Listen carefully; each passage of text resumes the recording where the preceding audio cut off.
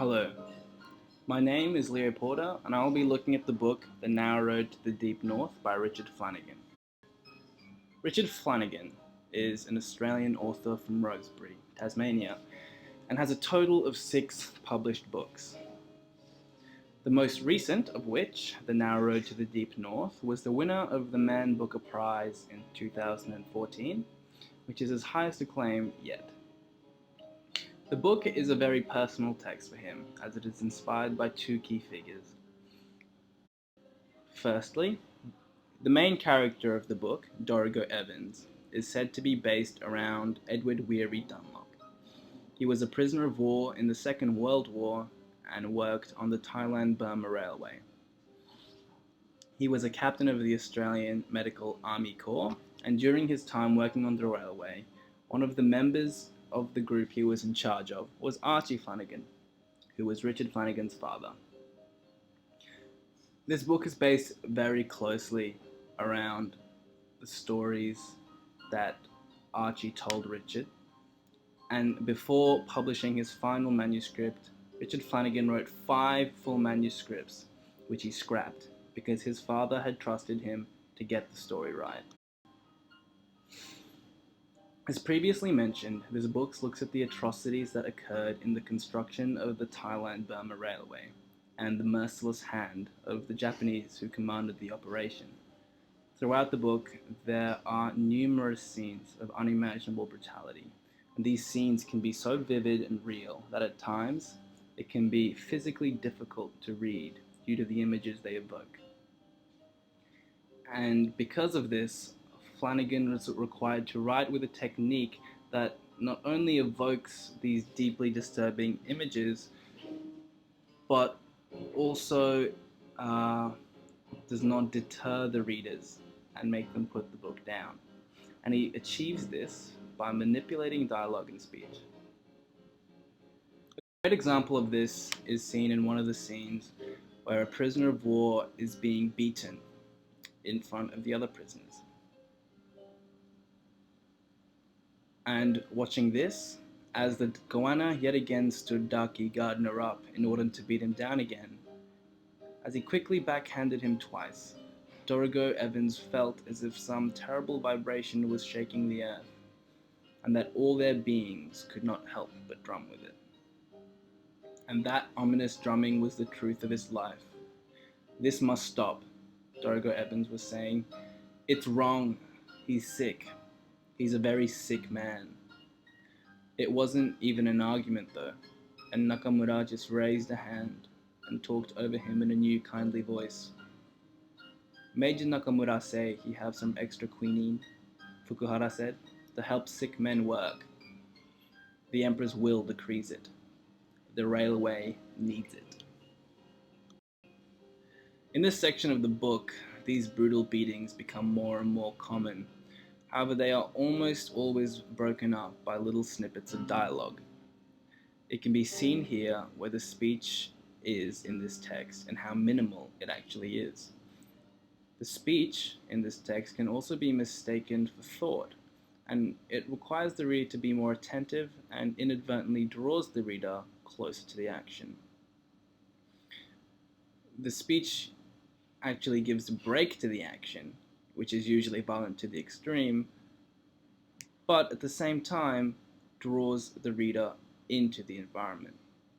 The actual writing of the dialogue adds to this effect as well. Very rarely will the speech be made clear. The attribution will be placed in the middle of the sentence, and what this does is it blurs where the end of the sentence is with thought or action. For example, he's sick. He's a very sick man. Although it can be deduced that this is still Dorigo Evans speaking, it would make just as much sense if it wasn't him speaking and it was him thinking. This ambiguous transition in and out of speech doesn't allow for the audience to escape from the reality in the book. During the time in the war camp, it was common practice for prisoners to be beaten in the presence of other prisoners. And when Flanagan writes in this way, it emulates the notion of witnessing something deplorable but not having any power to stop witnessing it.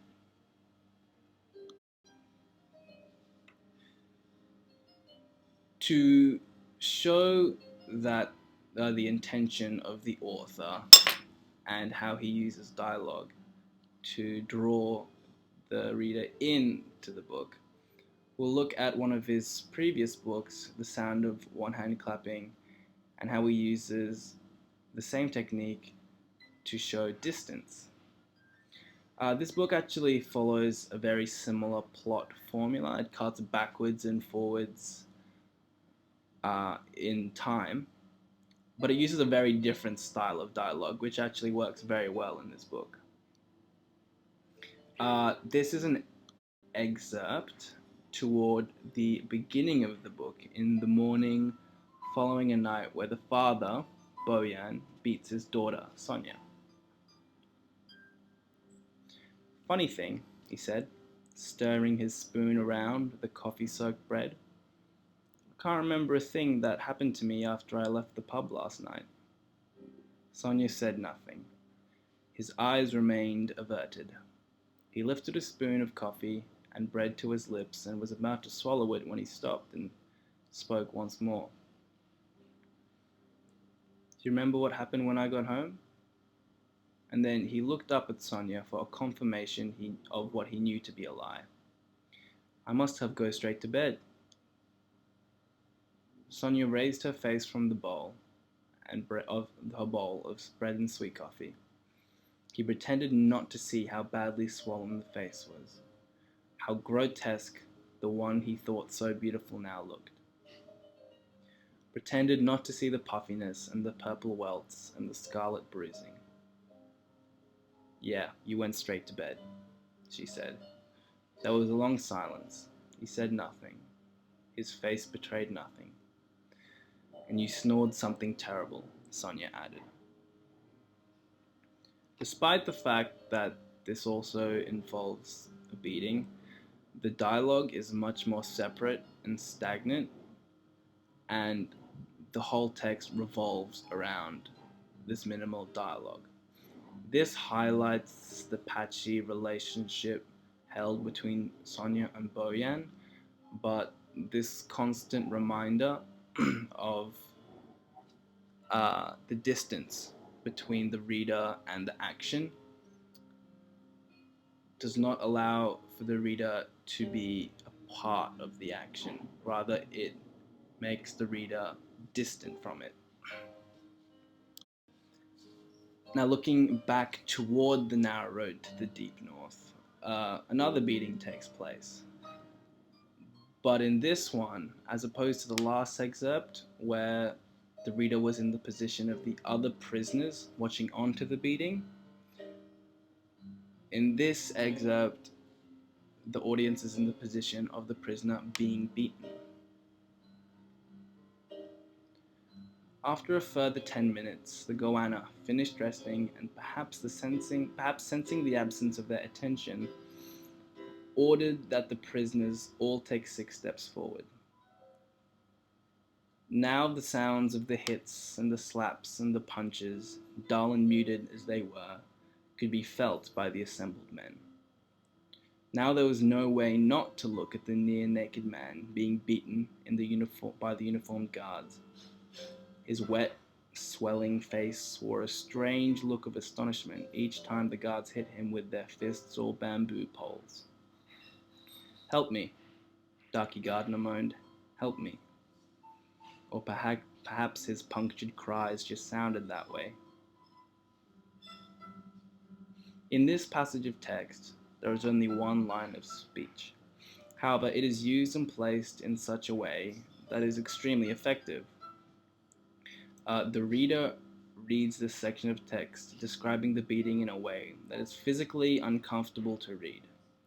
They continue reading, simply hoping for a reprise, a thought, dialogue, something to stop the beating even for a moment.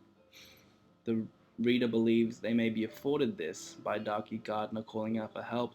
However, the audience is plunged back into the beating as the plea for help morphs into the sound of the seemingly unending torture. Now to the application of this stylistic technique. This is an excerpt of a short story that I wrote where I try to emulate the feeling of the reader being in an uncomfortable position, but at the same time being drawn into the action to a point where they are unable to leave. This piece surrounds interracial interaction, and I was trying to create an authentic human interaction which is genuinely uncomfortable. Somebody, pick up teriyaki salmon. Is this medium well done cooked? Read the fucking docket. Naoto rolled back the sleeves of his hoari, 2 sizes too large, and picks up the plate.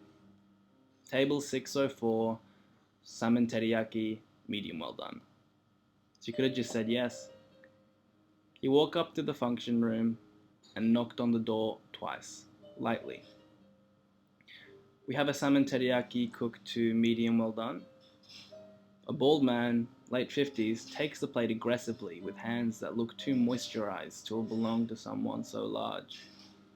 A dismissive wave of the hand was the cue for Naoto to leave, so he slipped his zori back on and made his way through the tables, spotted around, ensuring that he avoided eye contact, as the 2 hours of sleep he had last night did not prepare him for human interaction. He noticed a single empty plate on a table. A family of 4, 2 teenage children on their phones, inattentive father, trophy mother. Hopefully, no extended conversation would take place. As he reached to grab the empty plate, he asks whether the food was satisfactory.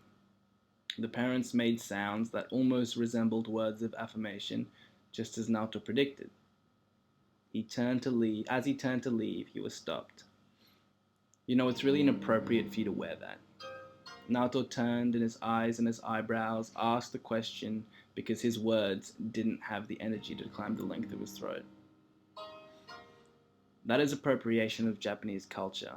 If you don't understand what it means to wear that kimono, then you shouldn't wear it at all. Naoto continued staring blankly at this girl, and he only just started understanding what was happening. Kimonos are traditionally worn for formal occasions, such as graduations, weddings, and funerals. You would know that if you actually paid attention to what you're wearing. Cultural appropriation is disgusting, and you are feeding into it by wearing a knock-off kimono in Australia, and you are feeding it into the perpetuation of stereotypes and racism. Honestly, some people have no idea. The parents remained totally unmoved. The mother's total attention sucked into her bedazzled phone, and the father looking at him with eyes that were almost apologetic but not quite. Naoto took a slow breath, making sure not to close his eyes, and tried to appease the avalanche of thoughts that was blocking the opening to his mouth. How to respond. A customer is always right about the kimono. A customer is always right. He saw the gauntlet that this girl's eyes had thrown down, but refused to pick it up. It's a yukata, not a kimono. I have attempted to emulate Flanagan's technique of blurring the lines between speech, action, and thought, but imbuing the speech with the text in an unclear way. This was attempted most prominently in the line, "Honestly, some people have no idea." This was, although initially implied that it was the teenage girl lecturing Naoto, it could also be construed as Naoto thinking that about the girl. In the last line, I also try to make it unclear whether or not it's Naoto speaking or thinking.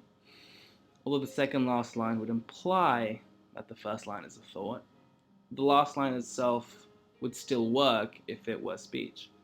I try to force the reader to read closely and try to discern the different modes of text. And also, I feel that the lack of quotation marks means that the text is not broken up and the reading is more smooth and continuous. This is the same text with quotation marks and attributions. As you can see, the text is more broken up. The actual reading of it is more jarring and stagnant.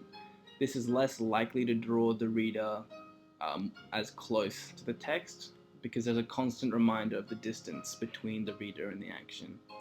It would therefore not have the same level of intended effect as the audience just doesn't feel as close to the action.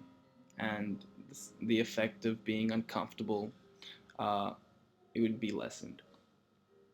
Now, as you can see, Richard Flanagan in The Narrow Road to the Deep North has used very minimal and ambiguous speech and dialogue to draw the reader into the text and eliminate distance. This is caused by blurring the lines between thought and action and speech, and the minimal use of quotation marks, which impels the reader to read continuously.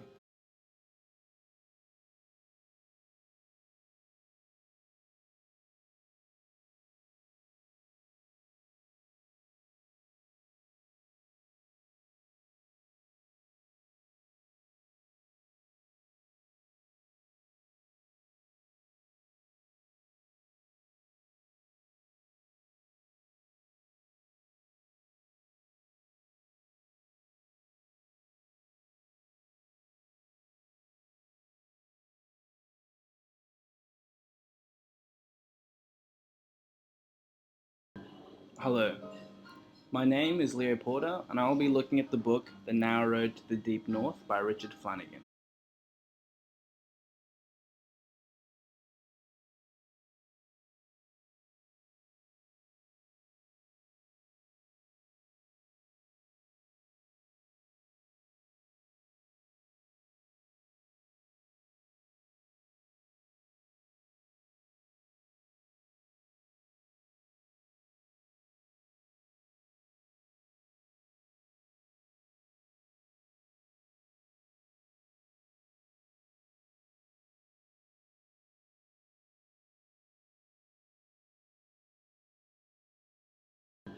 Hello, my name is Leo Porter. Hello, my name is Leo Porter, and I will be looking at the book The Narrow Road to the Deep North by Richard Flanagan. Richard Flanagan is an Australian author from Rosebery, Tasmania, and has a total of 6 published books. The most recent of which, The Narrow Road to the Deep North, was the winner of the Man Booker Prize in 2014, which is his highest acclaim yet. The book is a very personal text for him, as it is inspired by 2 key figures. Firstly, the main character of the book, Dorigo Evans, is said to be